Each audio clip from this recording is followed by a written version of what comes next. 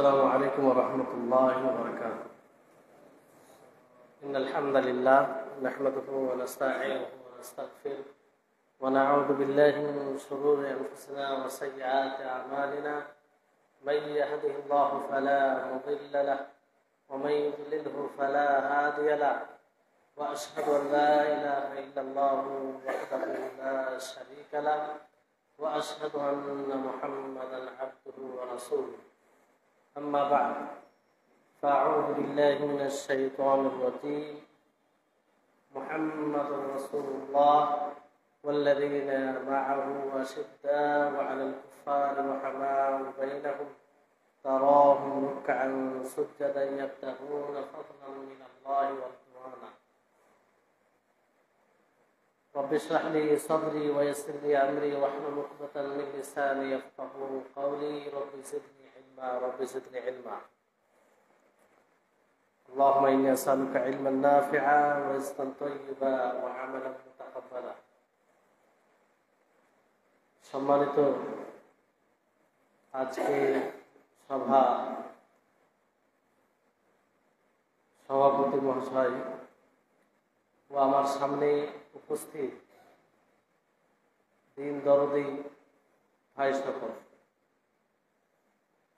এই সংক্ষিপ্ত সময়ে যে বিষয়টি আমি আপনাদের সম্মুখে উপস্থাপন করব অত্যন্ত গুরুত্বপূর্ণ, যেটা আমাদের আকীদার সাথে সম্পৃক্ত বিষয়।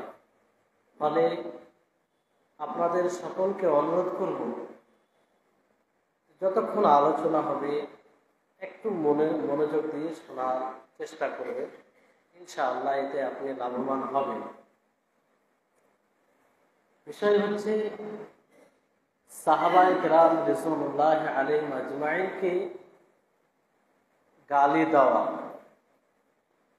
সাহাবায়ে কেরাম রাসূলুল্লাহ আলাইহিম আজমাইন সম্পর্কে কুরুচিকর মন্তব্য করা, এটার আসল অর্থ কি এবং তাদেরকে গালি কখন হবে, গালি দেওয়ার অন্তর্ভুক্ত কখন হবে। যেহেতু নবী করিম মুহাম্মদ সাল্লাল্লাহু আলাইহি ওয়াসাল্লাম বিশেষভাবে তাদেরকে গালি দিতে নিষেধ করেছেন। যারা গালি দেয়, তাদের সম্পর্কে কুরুচিকর মন্তব্য করে, তাদের বিধান কি? এই বিষয়টি আমাদের জন্য এই জন্য গুরুত্বপূর্ণ, কারণ বর্তমান সময়ে সাহাবীদের সম্পর্কে কটু মন্তব্য করা হয়, সাহাবীদের উপরে মিথ্যা অপবাদ লাগানো হয়,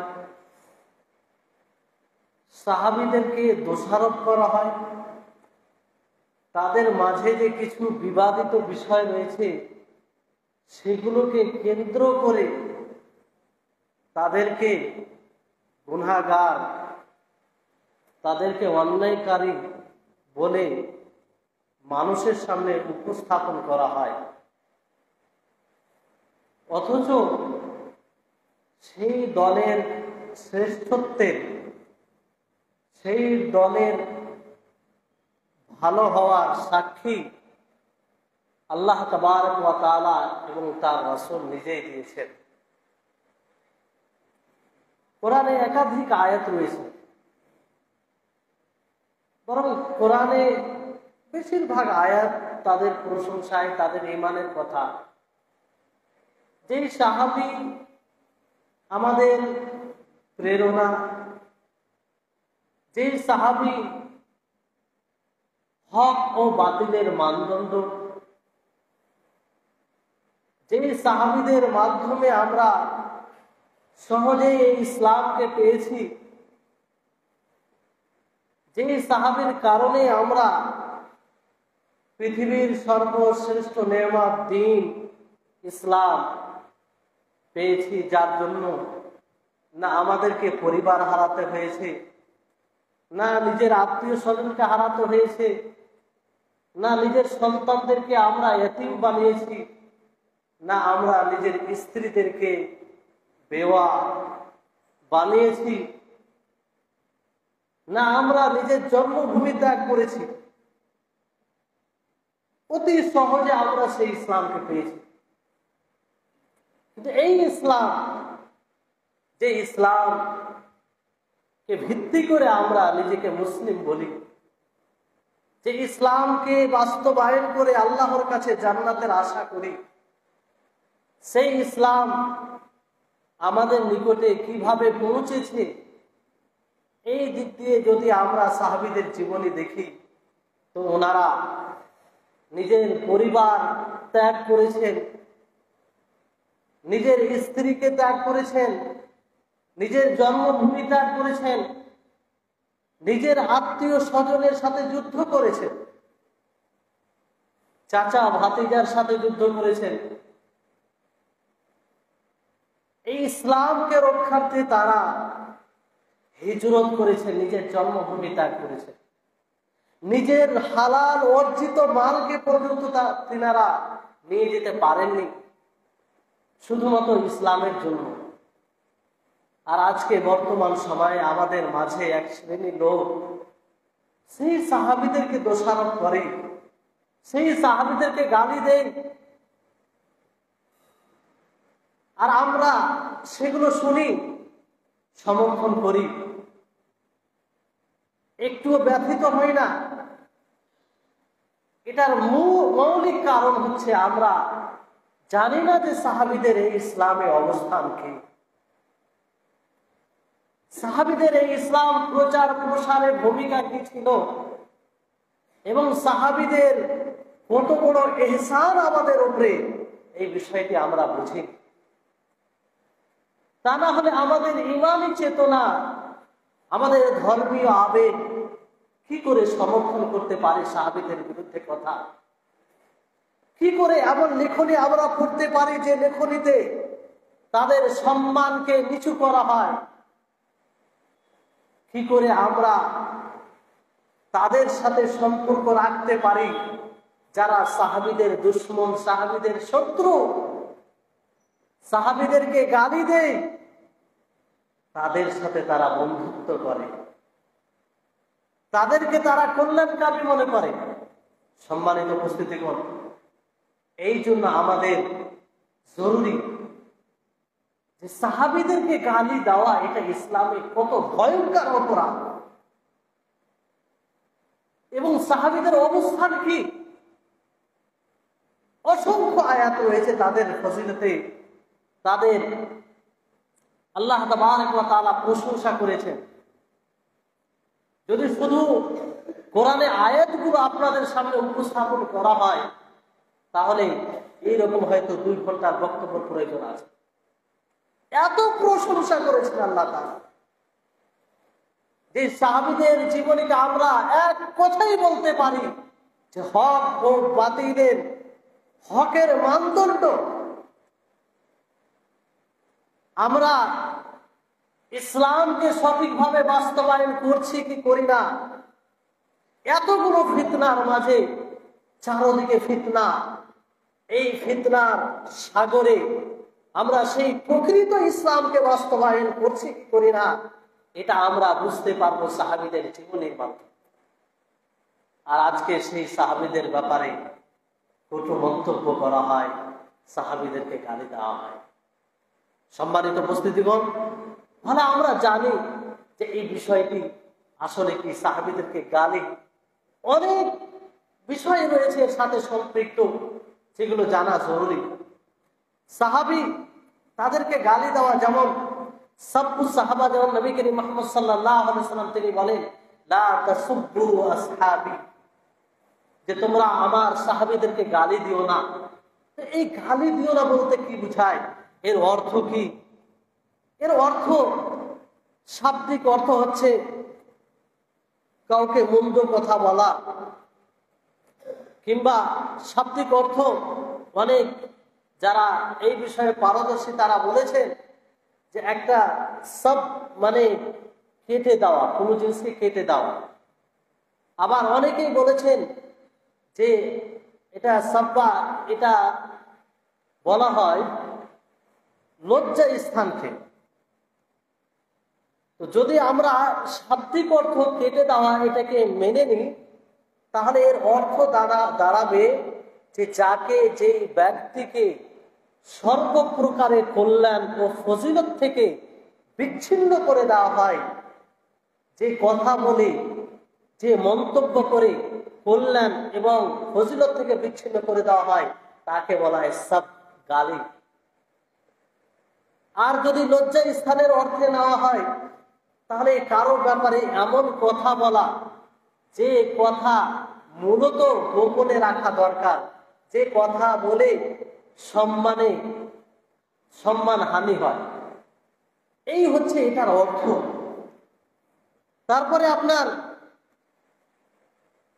এর পরিভাষায়, ইসলামের পরিভাষায় কিংবা যেটা সাহাবীদেরকে গালি দেওয়ার অন্তর্ভুক্ত পড়ে, বিভিন্ন উলামায়ে কেরাম, বিদ্বানগণ যেটা বলেছেন, আল্লামা ইবনে তাইমিয়া রাহিমাহুল্লাহ তিনি বলেছেন যে এমন কথা বলা যে কথায় তাদের ত্রুটি বর্ণনা করা হবে, যে কথার দ্বারাতে তাদের সম্মানকে কমিয়ে দেওয়া হবে,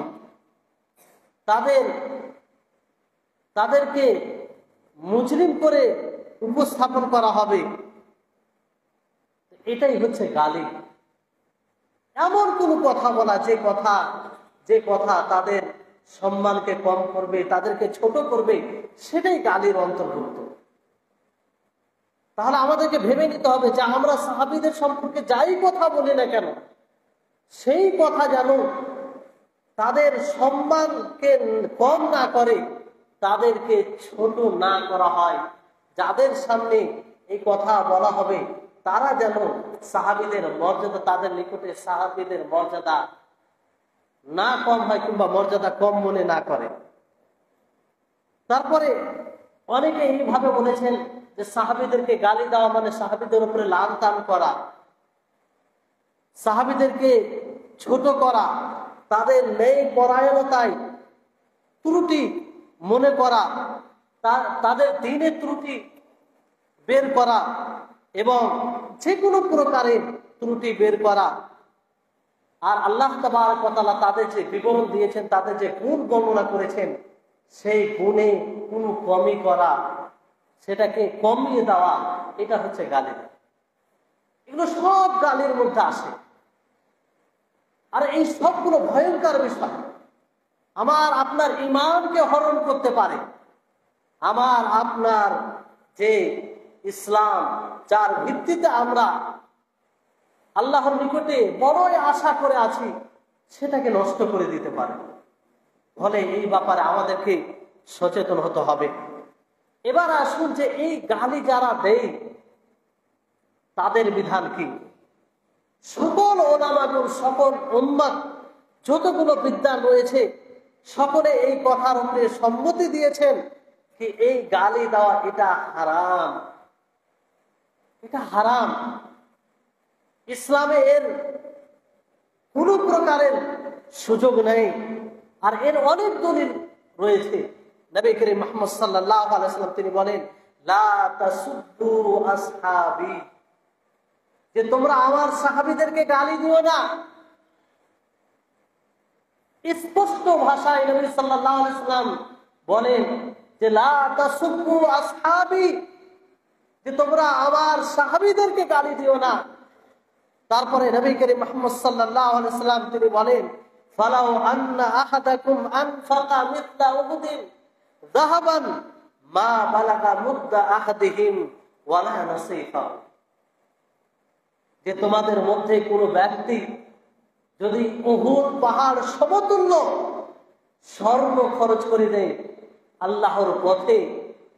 উহুদ পাহাড় জানেন তো, যিনারা হয়তো হজ উমরাতে গিয়েছেন জানেন, প্রায় 7-7.5 কিলোমিটার লম্বা। এতটা জায়গা নিয়ে সেই উহুদ পাহাড়, নবী করিম মুহাম্মদ সাল্লাল্লাহু আলাইহি সাল্লাম তিনি বলছেন যে তোমরা যদি উহুদ পাহাড় সমতুল্য স্বর্ণ খরচ করে দাও, তাহলে তোমরা মুদ একটা ছোট পাত্র, সেই পরিমাণ কিংবা তার অর্ধ পরিমাণ তারা যেটা খরচ করেছে তার সমতুল্য তোমরা তার সমপরিমাণে পৌঁছাতে পারবে। আল্লাহু আকবার, চিন্তা করুন। কারণ নবী করিম মুহাম্মদ সাল্লাল্লাহু আলাইহি সাল্লাম তাদের নিজেই তারবিয়ত দিয়েছেন। তাদেরকে তাদের আমল, তাদের চলাফেরা, তারা কিভাবে ইসলামকে বাস্তবায়ন করেছে সবকিছু নবী করিম মুহাম্মদ সাল্লাল্লাহু আলাইহি সাল্লাম দেখেছেন। তারাই তো ছিলেন যিনারা নবীর সহযোগিতা করেছিলেন। নবী সাল্লাল্লাহু আলাইহি সাল্লাম একাই ছিলেন, কেউ ছিলেন না, নীরবে দাওয়াত দিতেন। সেই সাহাবায়ে কেরামদের মধ্যে একজন দুইজন করে নবীর সহযোগী হয়েছিলেন। বিপদের সময় তারা সাথ দিয়েছিলেন। যে সময় ইসলামের নাম নেওয়া খুব কঠিন অবস্থা ছিল, ওই সময় তারা সাথ দিয়েছেন। ফলে নবী করিম মুহাম্মদ সাল্লাল্লাহু আলাইহি সাল্লাম বলেন, লা তাসুব্বু আসহাবি, তোমরা আমার সাহাবীদেরকে গালি দিও না, তাদের ব্যাপারে কটু মন্তব্য করো না, তাদের ব্যাপারে এমন কথা বলো না যেই কথা তাদের সম্মানে আঘাত করবে, যেই কথা শুনলে তারা ব্যথিত হবে, যেই কথা শুনলে যারা তাদেরকে ভালোবাসে তারা ব্যথিত হবে।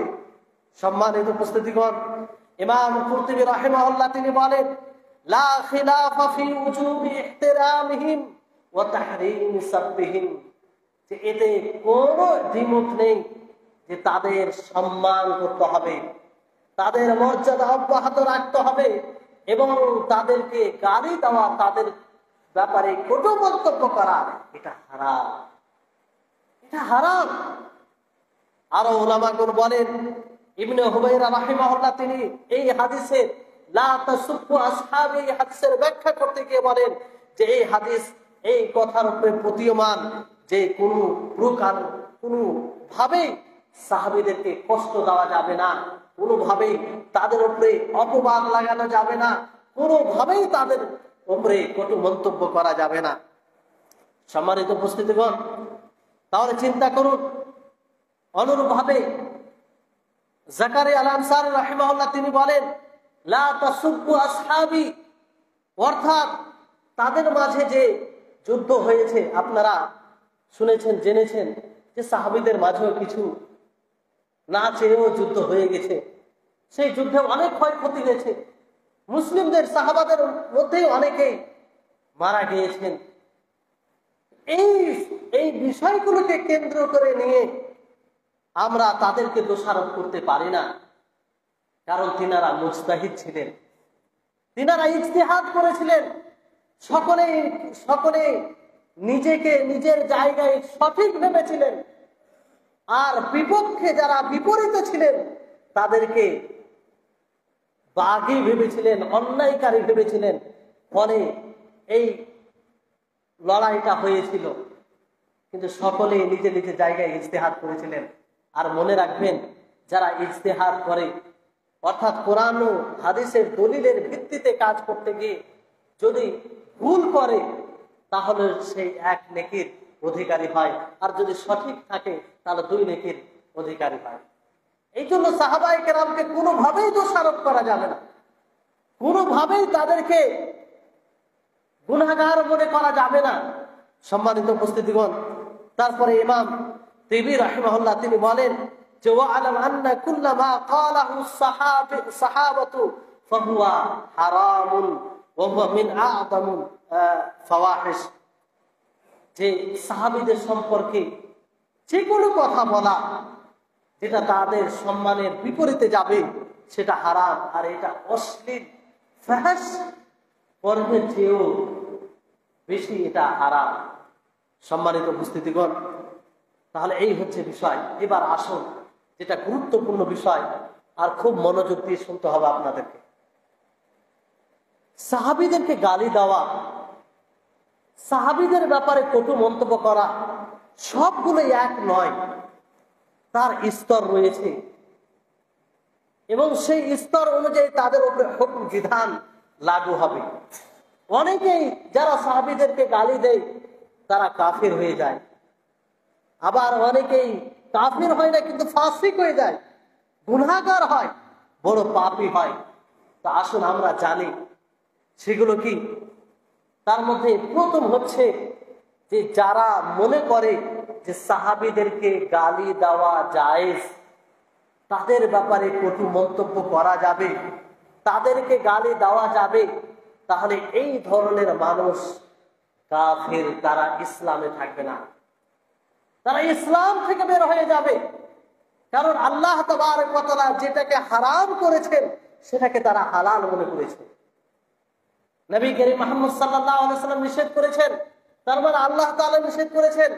কারণ নবী করিম মুহাম্মদ সাল্লাল্লাহু আলাইহি ওয়াসাল্লাম ওহী ছাড়া কোনো কথা বলেন না।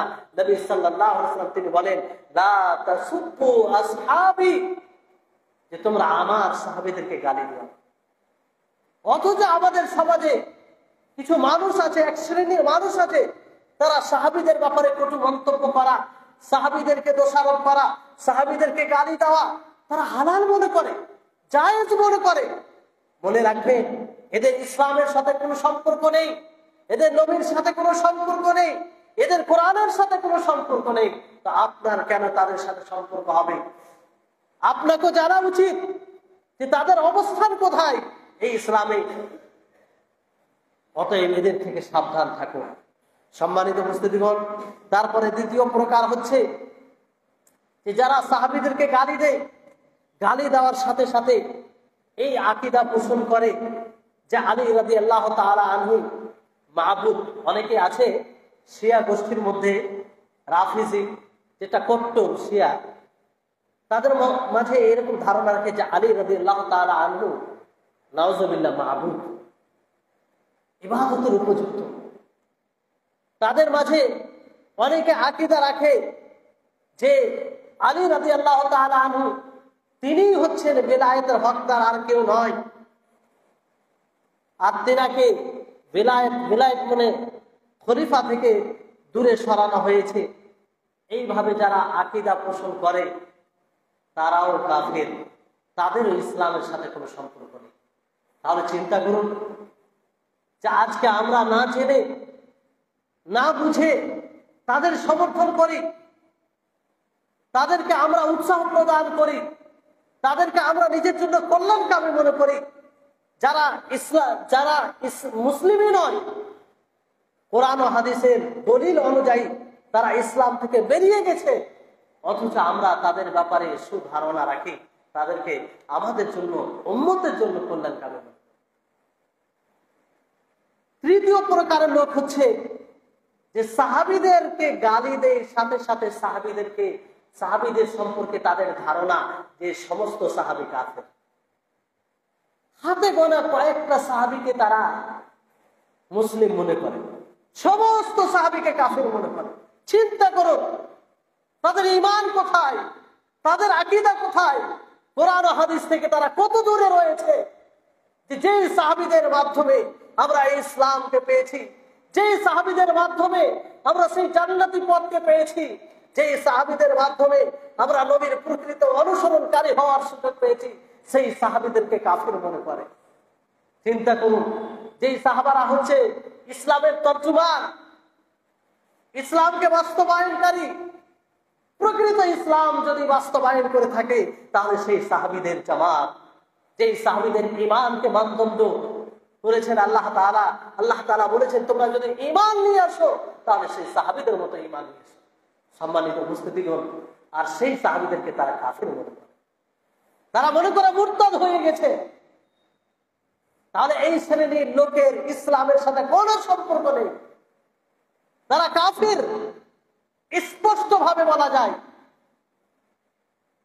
এবং তাদের ব্যাপারে আমরা কোনো কল্যাণ সাধনা করতে পারি না। কারণ যারা সাহাবী হতে পারে তারা আমার আপনার হবে, যারা রাসূলের হতে পারেনি তারা আমার আপনার কল্যাণ ভাববে। কি করে আপনি চিন্তা করছেন, কি করে এটা আপনি ভাবছেন? এই কথাগুলো আমি বাস্তবকে সামনে রেখে বলছি। আজকে বর্তমান সময়ে যারা সোশ্যাল মিডিয়াতে দৃষ্টি রাখছেন সকলে বুঝতে পারছেন যে যারা সাহাবীদেরকে গালি দেয় তারাই আজকে আমাদের দৃষ্টিতে হিরো হয়ে গেছে। আর এই শিয়াপন্থী তাদের যে স্থান, তাদের সংখ্যা বেশি হচ্ছে ইরানে। ইরান হচ্ছে একটা শিয়া রাষ্ট্র, যেখানে রাফিজি যেটা কট্টর শিয়া, যারা এই ধারণা এই আকীদা পোষণ করে তারা, আর শাসকরা তো পুরো সবাই এরকম। সম্মানিত উপস্থিতি হন, আমরা সোশ্যাল মিডিয়ার কারণে দাজ্জাল মিডিয়ার কারণে কত বড় বিভ্রান্তির পথে আছে। যখন কোথাও কথা হয় বড় ব্যথিত হতে হয়, মাথা হেট হয়ে যায় যে আমরা নবীর শত্রুর ব্যাপারে ভালো কথা বলি, সাহাবীদের শত্রুর ব্যাপারে ভালো আশা করি, আর যারা সাহাবীদেরকে ভালোবাসে, সাহাবীদের বিপক্ষে কথা বললে তার প্রতিবাদ করে, তাদেরকে আমরা শত্রু মনে করি। এটা অজ্ঞতা, জেহালাতের ফলাফল। প্রকৃত আমরা ইসলামকে জানতে পারিনি। এই জন্য মনে রাখবেন, এই ফাঁকে আপনাদেরকে একটি কথা বলি, ইসলামের সাথে সম্পৃক্ত করে আপনি যে কোনো রাজনীতি জানুন না কেন, যে কোনো রাজনীতি সম্পর্কে কথা বলুন না কেন, আপনি অবশ্যই আলেমদের সাথে বসবেন, আলেমদের কাছে আগে বুঝবেন। শুধু মিডিয়ার ভিত্তি করে আপনার বোঝার শক্তি নেই, ওই আপনার ভিত্তি নেই যে ভিত্তির কারণে আপনি বুঝতে পারবেন। ফলে আপনার আলেমদের কাছে বোঝা এটা জরুরি, কারণ আপনি শিয়াকে জানেন না, শিয়া ফিতনাকে জানেন না, আপনি শিয়া কত বড় ইসলামের শত্রু এটাকে আপনি জানেন না। শিয়া যে তাদের একটা মৌলিক ধারণা রয়েছে তাকিয়া, যে তাদের হৃদয়ে এক হবে, বাইরে এক হবে, আর এই দ্বারাতে আমরা প্রতারিত হচ্ছি, ধোঁকা খাচ্ছি। বারবার তারা বাহ্যিকভাবে এমন কথা বলে, এমন প্রতিশ্রুতি দেয় যে আমরা ভাবি না এরাই তো আমাদের কল্যাণ কারণ, অথচ তাদের একটি আকীদা ধারণা হচ্ছে তাকিয়া, যে ভিতরে তারা এক রাখে এবং বাইরে এক প্রকাশ করে, আর এটাকে তাদের দ্বীনের অংশ ভাবে, দ্বীনের অংশ। এই কথাগুলো কোনো মিথ্যার অবকাশ নেই, তাদের মূল গ্রন্থ থেকে, তাদের মূল বইয়ে এগুলো বিষয় পেয়ে যাবেন। সম্মানিত উপস্থিতিগণ, যাই হোক, তারপরে চতুর্থ প্রকারের লোক এরকম রয়েছে যারা কোনো এক সাহাবীকে গালি দেয়, সমস্ত সাহাবীকে নয়, কোনো এক সাহাবীকে, অথচ সেই সাহাবীর ফজিলত সম্পর্কে একাধিক হাদিস রয়েছে, কোরআনের আয়াতও থাকতে পারে, তাকে গালি দেওয়া, তার ব্যাপারে কুরুচিকর মন্তব্য করা, এই ধরনের ব্যক্তিও কাফির হবে, তাদের ইসলামের সাথে কোনো সম্পর্ক নেই। কেন এই কথাগুলো বলছি? আপনার সমাজে, আপনার দায়ে বায়ে এই ধরনের লোক আছে, সাবধান হন। তারা লালিত পালিত হচ্ছে, পরোক্ষভাবে তাদের তারবিয়ত করা হচ্ছে, পরোক্ষভাবে তারা এই জালে আবদ্ধ হচ্ছে। ফলে আপনি নিজে সচেতন হন, আপনিও এই জালে আবদ্ধ হয়ে যেতে পারেন। আর মনে রাখবেন, আমরা দুনিয়াতে বাঁচতে গিয়ে যেটা দামি জিনিস হয়, মূল্যবান জিনিস হয়, তার কিরকম হেফাজত করি বলেন তো? স্বর্ণ, হীরা, মতি, এগুলো কিভাবে আমরা হেফাজত করি? কারণ এটা মূল্যবান জিনিস। আল্লাহ বলছি, তার চেয়ে অধিক মূল্যবান, যার তুলনা কোনো নেয়ামতের সাথে করা যায় না, সেটা হচ্ছে আপনার ঈমান, আপনার ইসলাম, আপনার দ্বীন।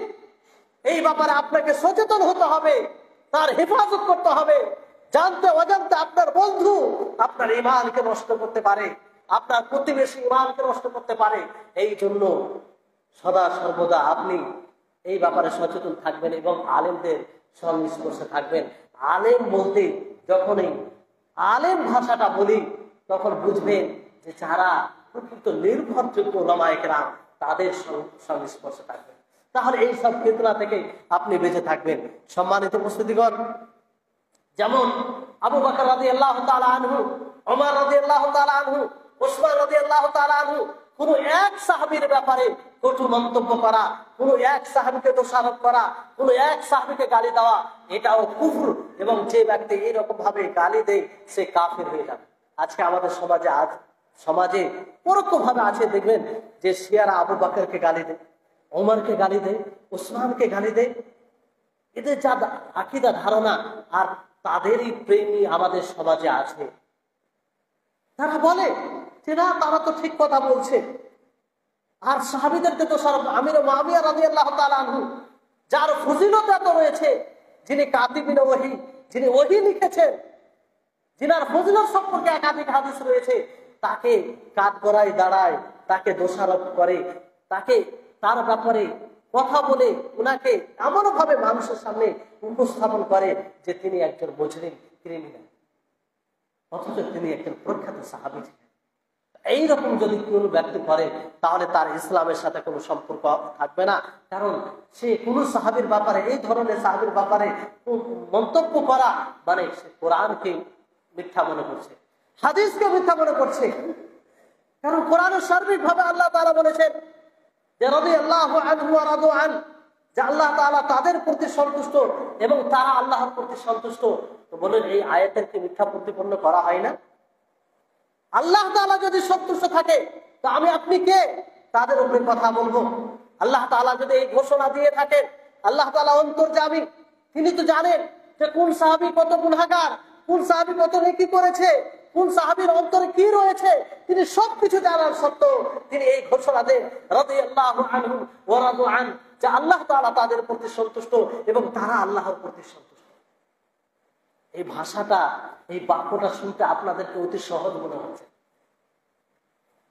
অতি সহজ মনে হচ্ছে। এই কথার বাস্তবায়নের জন্য সাহাবায়ে কেরাম সবকিছু লুকিয়ে দিয়েছেন। নিজের জানকে জান মনে করেনি, নিজের প্রাণকে প্রাণ মনে করেননি, নিজের জন্মভূমি, নিজের আত্মীয় স্বজন, নিজের স্ত্রী, নিজের সন্তান সবকিছুকে ইসলামের জন্য ত্যাগ করে দিয়েছেন। ফলে এই উপাধি তিনারা পেয়েছেন রাদিয়াল্লাহু আনহু ওয়া রাদু আন, যে আল্লাহ তাআলা তাদের প্রতি সন্তুষ্ট, তারা আল্লাহর প্রতি সন্তুষ্ট। সম্মানিত উপস্থিতিগণ, তাহলে কোন এক সাহাবীর ব্যাপারে বলাও এটা কুফরি, যে করবে কাফের হয়ে যাবে। তারপরে এই ব্যাপারে ইমাম আহমদ বিন হাম্বল রাহিমাহুল্লাহকে জিজ্ঞাসা করা হয় যে যে ব্যক্তি আবু বকর রাদিয়াল্লাহু তাআলা আনহুকে গালি দেয়, ওমরকে গালি দেয়, আয়েশা রাদিয়াল্লাহু তাআলা আনহাকে গালি দেয়, তার ব্যাপারে আপনার কি ধারণা? আপনি কি বলেন তার ব্যাপারে? তিনি বলেন লা আরাহু মুসলিমান, আমি তাকে মুসলিম মনে করি না, আমি তাকে মুসলিম মনে করি না। সেই প্রখ্যাত একজন মুহাদ্দিস, যার অনুসরণ করে এক ধরনের মানুষ, তিনি বলছেন যে লা আরাহু মুসলিমান, আমি তাকে মুসলিম মনে করি না। তারপরে তিনাকে আরো জিজ্ঞাসা করা হয় যে যদি কেউ কোনো ব্যক্তি ওসমান রাদিয়াল্লাহু তাআলা আনহুকে গালি দেয় তার অবস্থান কি? তিনি বলেন হাদা ইলহাদ, এটা হচ্ছে নাস্তিকতা, এটা হচ্ছে বেদিনী, এটা এরকম যে করবে তার দিনের সাথে কোনো সম্পর্ক হতে পারে না। সম্মানিত উপস্থিতি, চিন্তা করুন। আর আজকে আমরা সেই শিয়াদেরকে যারা এইসব ওমর, আলী, ওমর, আবু বকর, ওসমানকে গালি দেয়, তাদের সাথে আমরা বন্ধুত্ব করি এবং তাদেরকে আমরা জেনে না জেনে সমর্থন করি। তারপরে পঞ্চম নম্বরের যে শ্রেণীর, পঞ্চম শ্রেণীর লোক আছে যে এমন কথা বলা যে তাদের উপরে মানে কুফর হবে না, কাফির হবে না, এমন কিছু যে কুফর পর্যন্ত পৌঁছে যাবে, কুফর পর্যন্ত পৌঁছে যাবে। যদি কুফর পর্যন্ত না পৌঁছায় তাহলে সেটা কাবিরা গুনাহ হবে। এইরকম ব্যক্তিকে শাস্তি দিতে হবে, সমাজ তাকে শাস্তি দিবে, কিংবা ইসলামিক যদি রাষ্ট্র হয় তারা তাকে শাস্তি দিবে। যদিও কুফর পর্যন্ত না পৌঁছায়, যদি সাহাবীদের ব্যাপারে কেউ এরকম ভাবে লান টান করে, তাদেরকে অভিশাপ করে আম ভাবে, আর এমন ভাবে হয় যেটা কুফর পর্যন্ত পৌঁছায় না, তাহলে যারা দায়িত্বশীল আছে তাদেরকে এমন শাস্তি দেবে যাতে সে আগামীতে এই কাজ না করে, এই ধরনের পাপ না করে। সম্মানিত উপস্থিতিগণ, আর সাহাবীদের ব্যাপারে যেমন কুমন্তব্য করা, ওলামাগণ কিছু উদাহরণ দিয়েছেন। যেমন তাদের ব্যাপারে এই কথা বলা যে তারা প্রকৃত মুমিন ছিলেন না, তারা প্রকৃত মুমিন ছিলেন না। দেখবেন সোশ্যাল মিডিয়াতে কিছু বড় নামধারী আলেম, এক শ্রেণীর মানুষ তাকে বড় আলেম মনে করে, যাক তার নাম নিচ্ছি কারণ উর্দু ভাষায় সে বক্তব্য দেয়, অনেকে তার ফিতনায় পড়তে পারে। সালমান হুসাইনি, সে একদম শিয়া হয়ে গেছে, সে সাহাবীদেরকে মুনাফিক বলে যে তারা মুমিন ছিল না, এই ধরনের কথা বলে। এদের জালে আবদ্ধ হবে না, এরা পথভ্রষ্ট হয়ে গেছে। এদেরকে আল্লাহ তাআলা, এরা যেমন বক্র, আল্লাহ তাআলা তাদেরকে বক্র করে দিয়েছেন। ফালাম্মা যাগু আযাগাল্লাহু কুলুবাহুম, যখন মানুষ বক্র হয় তখন আল্লাহ তাআলা তাদেরকে বক্র করে দেয়। আর এটাই হচ্ছে সবচেয়ে বড় শাস্তি, এর চেয়ে বড় শাস্তি হয় না।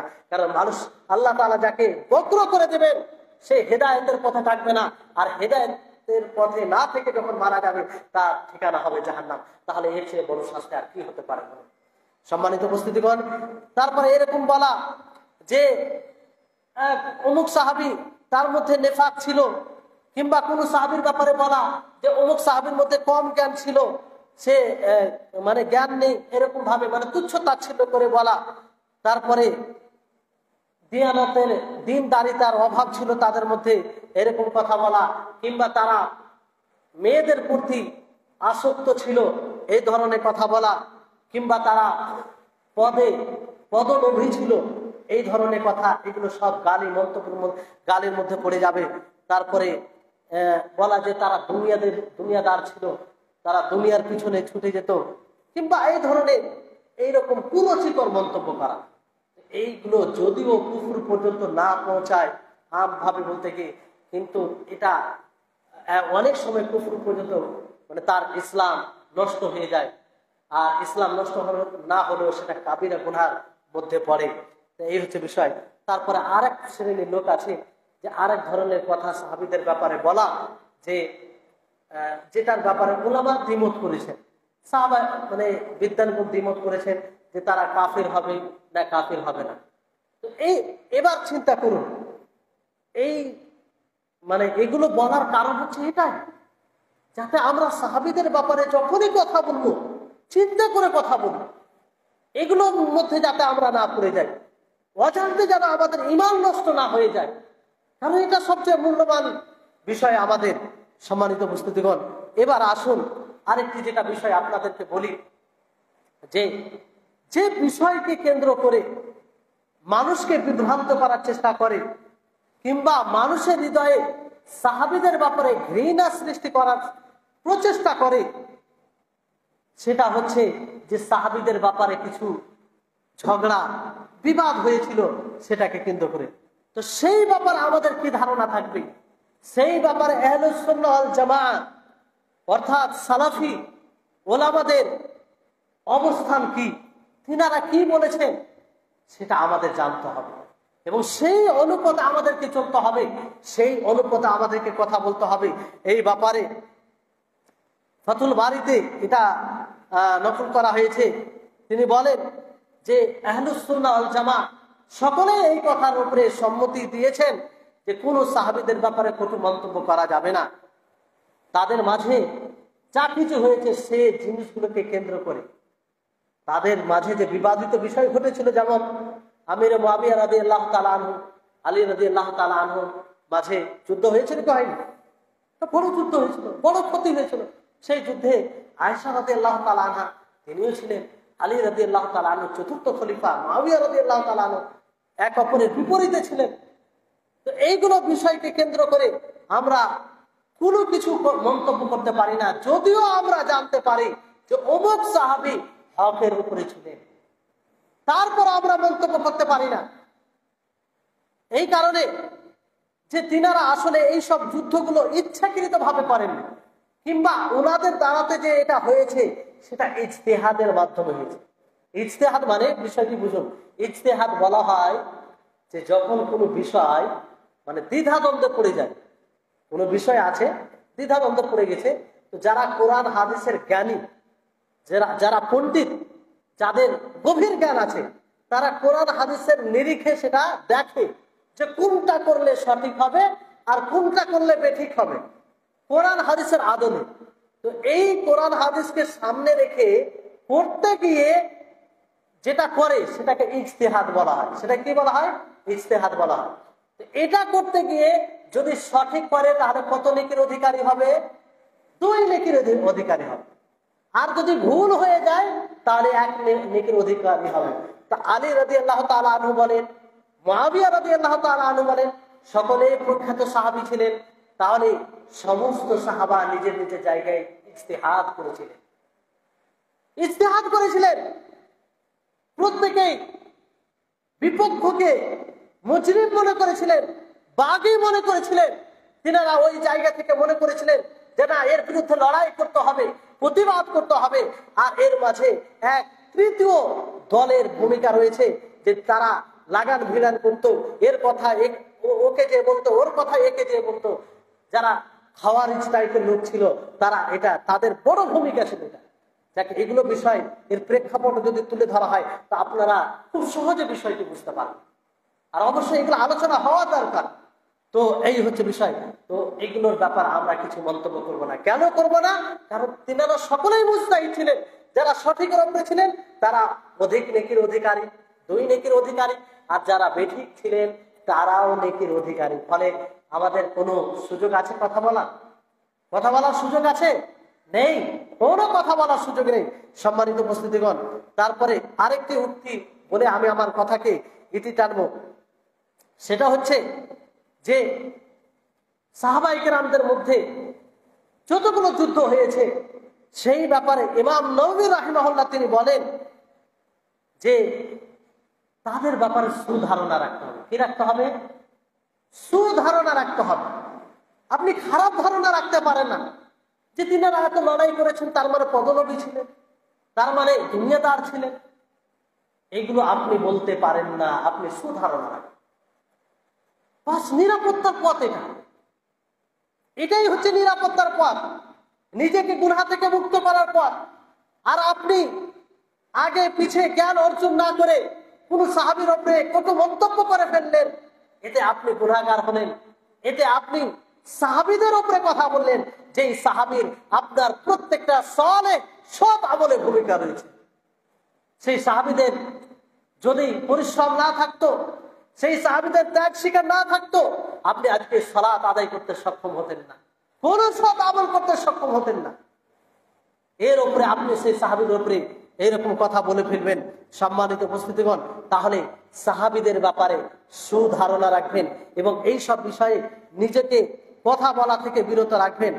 আর তারা যে কেতাল করেছেন, যুদ্ধ করেছেন, এর সুন্দর আপনি ব্যাখ্যা দেবেন। কি দেবেন? সুন্দর ব্যাখ্যা দিবেন, যেটা পজিটিভ ওয়েতে আসবে, নেগেটিভ ওয়েতে না যায়। কারণ একটা নীতি কথা মনে রাখবেন, আর এটা স্বাভাবিক, আমরা খুব সাধারণ নলেজে এটা বুঝতে পারি। আচ্ছা বলুন তো, জান্নাত জাহান্নামের ফয়সালা কে করবে বলেন? আল্লাহ তাআলা। সেই হাসরের মাঠে কার ফয়সালা চলবে? আল্লাহ তাআলা, যিনি এক অদ্বিতীয়, যার হুকুমের সামনে কারো হুকুম চলে না। তিনি যদি তাদের প্রতি সন্তুষ্ট থাকেন, তিনি যদি অসংখ্য আয়াতে তাদের প্রশংসা করে থাকেন, তাহলে আমরা কেন তাদের ব্যাপারে কথা বলি? আমরা কে তাদের ব্যাপারে কথা বলি? সিম্পল ভাবে এটা আমরা বুঝতে পারি। এই জন্য নিরাপত্তার পথ হচ্ছে এটাই, যে আপনি এগুলো বিষয়ে করেন, আপনি ছাড়েন এগুলোকে। যদি আপনার সামনে এই বিবাদিত বিষয়কে তুলে ধরে, তাহলে তাকে স্পষ্ট ভাষায় বলুন যে আমার খালিক, আমার স্রষ্টা, আমাকে যিনি সৃষ্টি করেছেন, যিনি জান্নাত জাহান্নামের ফয়সালা করবেন, তিনি সন্তুষ্ট। তোমার আমি কোনো কথা শুনতে চাই, স্পষ্ট ভাষায় বলুন। আর যদি এই ধরনের কথা কোনো ব্যক্তি বলে, তাকে বয়কট করবেন, তার সাথে সম্পর্ক বিচ্ছিন্ন করবেন। সে পথভ্রষ্ট, গুমরাহ, সে সিরাতে মুস্তাকিমে নেই, তাতে কোনো সন্দেহ নেই। এতে অনুপরিমাণ সন্দেহ করবেন না। তাকে যদি পারেন তো বুঝাবেন, বুঝিয়ে তাকে সঠিক পথে নিয়ে আসবেন। সাহাবীদের ব্যাপারে কটু মন্তব্য করা, এটা তার হেদায়েতের জন্য খুব ভয়াবহ বিষয়। তারপরে বিষয়টি হচ্ছে যে তিনারা কখনো গুনার উদ্দেশ্য করে কিংবা ইচ্ছা করে এগুলো করেনি। প্রত্যেক দল, প্রত্যেক জামাত নিজের জায়গা থেকে ভালো উদ্দেশ্যে এটা লড়াই করে গিয়েছেন, যাতে তারা আল্লাহর দিকে ফিরে আসে, আল্লাহর হুকুমের দিকে ফিরে আসেন। কারণ আলী রাদিয়াল্লাহু তাআলা আনহু তিনি মনে করেছিলেন যে মুআবিয়া রাদিয়াল্লাহু তাআলা আনহু তিনি ভুল পথে আছেন। তো তিনি এই উদ্দেশ্যে লড়ছিলেন যে না, ভুলকে কি সমর্থন করা যাবে না। ফলে তিনি লড়ছিলেন যাতে তারা আল্লাহর দিকে ফিরে আসে।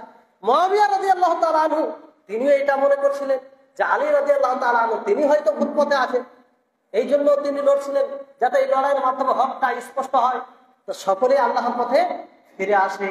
যদিও এই বিষয়ে উলামাগণ, বিদ্বানগণ এটা স্পষ্ট করেছেন যে এই বিষয়ে আলী রাদিয়াল্লাহু তাআলা আনহু তিনি হক পথে ছিলেন, তিনি সঠিক অবস্থায় ছিলেন। তারপরে আমরা বিপক্ষ আমির মুআবিয়া রাদিয়াল্লাহু তাআলা আনহুর ব্যাপারে কিছু বলতে পারি না। আর এটা আল্লাহ তাআলার পরীক্ষা হতে পারে, এটা পরীক্ষা হতে পারে যে এগুলো বিষয়কে কেন্দ্র করে আমরা আমরা নিজেকে কোন জায়গায় রাখি, আমরা এই অবস্থায় আল্লাহ তাবারক ওয়া তাআলার বাণীকে উপেক্ষা করি না স্মরণে রাখি, এটা হয়তো আল্লাহ তাআলা দেখতে চাইছেন, পরীক্ষা করতে চাইছেন। সম্মানিত উপস্থিতিগণ, এই হচ্ছে বিষয়।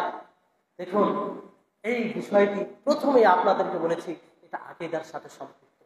আমি আপনি সালাত আদায় করি আর সমস্ত কিছু ইবাদত করি, আর সাহাবীদের ব্যাপারে যদি সঠিক ধারণা না রাখি, তাদেরকে দোষারোপ, তাদেরকে মানে গুনাহগার মনে করি, তাহলে আমাদের কোনো কিছু কাজে আসে না। কারণ এটা কোরআনের মিথ্যা প্রতিপন্ন করা, কোরআনের মিথ্যা প্রতিপন্ন করা। তো এই বিষয়টি আমাদের সকলকে খেয়াল রাখতে হবে, যাতে আমরা কোনো সময় সাহাবীদের বিরুদ্ধে কথা না বলি। আর সাহাবীদের বিরুদ্ধে যদি কেউ কথা বলে, আমরা তার ঘোর বিরোধিতা করব, প্রতিবাদ করব এবং তাকে বোঝাবো। যদি সে না বুঝে, তাকে আমরা তা থেকে সম্পর্ক বিচ্ছিন্ন করব। কারণ হতে পারে আপনি অজান্তে তাদের জালে আবদ্ধ হবেন। আর বিশেষ করে বক্তব্য শেষে এটা স্পষ্ট করে দিই, কারণ অনেক কথা ইঙ্গিতে ওটা যথেষ্ট হয় না, যে বিশেষ করে ইরান যে আছে, তারা শিয়াপন্থী। আপনি তাদের থেকে সাবধান থাকবেন। কারণ এরা রাফিজি, এদের আকীদা পড়লে আপনি অবাক হবেন। এরা সব সময় তাদের লক্ষ্য স্থির হচ্ছে কাবাকে ধ্বংস করে তারা নিজের আধিপত্য কায়েম করবে। এবং আম্মা আয়েশা রাদিয়াল্লাহু তাআলা আনহা বলেন, আবু বকর বলেন, উমর বলেন, এদের ব্যাপারে জঘন্য তারা আকীদা রাখে। তারা গালি দেয়, কালিমা শাহাদাত পড়ার সাথে সাথে তারা লানতান করে এদের উপরে। বলুন, আমরা যাদেরকে মন প্রাণ নিজের জানের চাইতে ভালোবাসি, তাদের বিরুদ্ধে যারা কথা বলে, তাদেরকে গালি দেয়, তাদেরকে আমরা কি করে সমর্থন করতে পারি? তো এই বিষয়ে সজাগ হবেন। আল্লাহ তাআলার কাছে দোয়া করি যে, হে আল্লাহ, তুমি আমাদেরকে সঠিক বুঝ দান করো। হে আল্লাহ, তুমি আমাদের হৃদয়ে সেই সাহাবীদের ভালোবাসায় পরিপূর্ণ করে দাও। হে আল্লাহ, যে সাহাবীরা বড় একটা ইহসান করে গেছেন, তারা ত্যাগ স্বীকারের মাধ্যমে সেটা যেন আমরা বুঝতে পারি, আর আমরা মুহূর্তে তাদের জন্য দোয়া করতে পারি, তাদের ইহসানকে আমরা স্মরণে রাখতে পারি, এবং তাদের ইহসানকে আমরা এইভাবে স্মরণে রাখি, যখনই তাদের বিরুদ্ধে কথা হবে, আমরা যেন কঠোর অবস্থান নিতে পারি এবং তার প্রতিবাদ করতে পারি। আল্লাহ তাআলা আমাদের সকলকে সার্বিকভাবে তৌফিক দান করেন। ওয়া আখিরু দাওয়ানা আলহামদুলিল্লাহি রাব্বিল আলামিন। আসসালামু আলাইকুম ওয়া রাহমাতুল্লাহ।